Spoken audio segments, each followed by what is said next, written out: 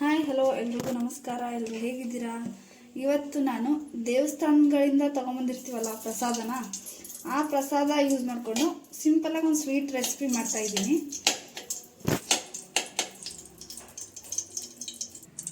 1.5 tea ಸ್ಪೂನಷ್ಟು ತುಪ್ಪ ಹಾಕಿದ್ದೀನಿ. ಕಾದ್ಮೇಲೆ ಇದು ಧರ್ಮಸ್ಥಳದಿಂದ ತಂದಿರೋ ಪ್ರಸಾದ, ಸೊ ರವೆ ಥರ ಇರುತ್ತೆ ಅಲ್ವಾ, ಸೊ ಅದನ್ನು ಹಾಕೊಳ್ಳೋಣ.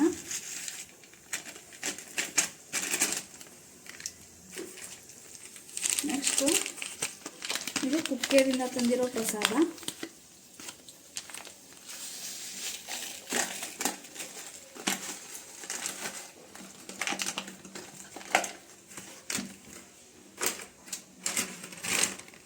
ಇದು ಧರ್ಮಸ್ಥಳದ್ದೇ.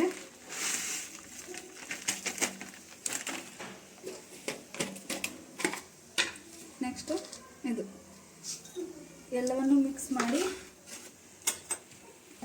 ಚೆನ್ನಾಗಿ ಹುರ್ಕೊಳ್ಳೋಣ ತುಪ್ಪದಲ್ಲಿ. ಇದಕ್ಕೆ ನೀವು ಸಕ್ಕರೆ ಬೆಲ್ಲ ಏನು ಕುಡಿಸೋ ಅವಶ್ಯಕತೆ ಇರೋದಿಲ್ಲ, ಯಾಕಂದರೆ ಇದರಲ್ಲೇ ತುಂಬ ಸ್ವೀಟ್ ಇರುತ್ತೆ. ತುಪ್ಪದಲ್ಲಿ ಹುರ್ಕೊಂಡ್ಬಿಟ್ಟು ಚೆನ್ನಾಗಿ ಹುರ್ಕೋಬೇಕು.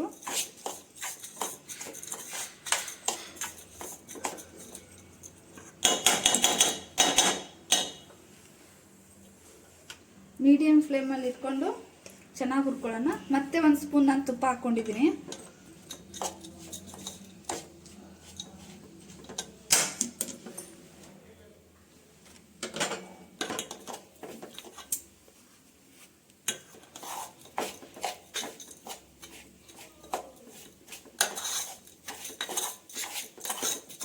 ಜಾಸ್ತಿ ಫ್ಲೇಮ್ ಇಟ್ಕೋಬೇಡಿ, ಇದು ತಳ ಇಟ್ಕೊಂಡ್ಬಿಡುತ್ತೆ.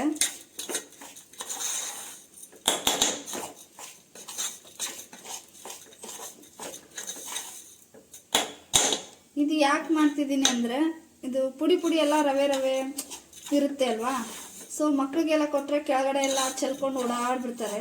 ಈ ಥರ ಲಡ್ಡು ಥರ ಮಾಡಿಕೊಟ್ರೆ ಸುಮ್ಮನೆ ತಿಂತಾರೆ, ಕೆಳಗಡೆ ಎಲ್ಲ ಬೀಳಲ್ಲ. ಸೊ ಡಿಫ್ರೆಂಟ್ ಆಗಿರುತ್ತೆ. ಹಾಗಾಗಿ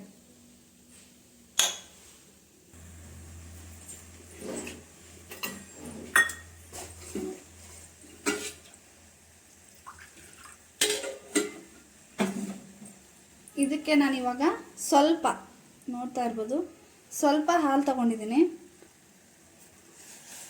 ಅದರಲ್ಲಿ ಸಕ್ಕರೆ ಎಲ್ಲ ಇರುತ್ತೆ ಅಲ್ವಾ, ಸಕ್ಕರೆ ಕರಗಲಿ ಅಂತ.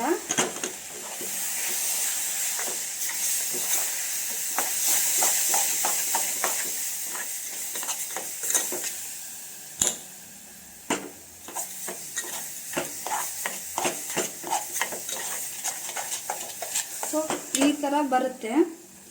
ಇಷ್ಟಾದಮೇಲೆ ಸ್ಟವ್ನ ಆಫ್ ಮಾಡಿಬಿಡಿ. ಸ್ವಲ್ಪ ಇದು ತಣ್ಣಗಾಗಲಿ, ಅಂದರೆ ಉಂಡೆ ಕಟ್ಟಕ್ಕಾಗಬೇಕಲ್ವ, ತುಂಬ ಬಿಸಿ ಇದೆ, ಹಾಗಾಗಿ ಸ್ವಲ್ಪ ತಣ್ಣಗಾಗಲಿ. ಇದನ್ನು ಆರಕ್ಕೆ ಬಿಟ್ಬಿಡೋಣ. ನೋಡ್ಬೋದು ತಣ್ಣಗಾದ್ಮೇಲೆ ಎಷ್ಟು ಗಟ್ಟಿ ಬಂದಿದೆ ಅಂತ. ಇಷ್ಟು ಅದಾದರೆ ಸಾಕು. ಇವಾಗ ಇದನ್ನು ಉಂಡೆ ಕಟ್ಟೋಣ. ನಾನು ಸ್ವಲ್ಪ ತುಪ್ಪ ಹಾಕ್ಕೊಂಡಿದ್ದೀನಿ, ಸ್ವಲ್ಪ ಕೈಗೆ ತುಪ್ಪ ಸವರ್ಕೋತೀನಿ. ಚಿಕ್ಕದು ಉಂಡೆಯಾಗಿ ಮಾಡ್ಕೊಳ್ಳೋಣ.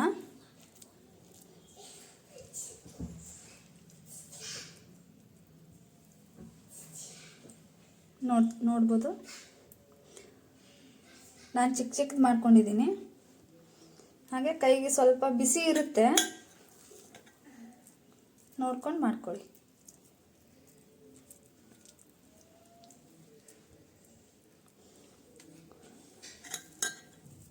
ಹೀಗೆ ನಾನು ಎಲ್ಲವನ್ನು ಮಾಡ್ಕೊಳ್ತೀನಿ. ನೋಡಿ ಇಷ್ಟು ಉಂಡೆಗಳಾಗಿದ್ದಾವೆ, ತುಂಬ ಸಾಫ್ಟಾಗಿರ್ತವೆ. ನೋಡ್ಬೋದು ತುಂಬ ಟೇಸ್ಟ್ ಚೆನ್ನಾಗಿರುತ್ತೆ. ಹೀಗೆ ಇಟ್ಟರೆ ಸ್ವಲ್ಪ ಗಟ್ಟಿ ಆಗುತ್ತೆ, ತಿನ್ನೋಕ್ಕೆಲ್ಲ ಚೆನ್ನಾಗಿ ಅನಿಸುತ್ತೆ.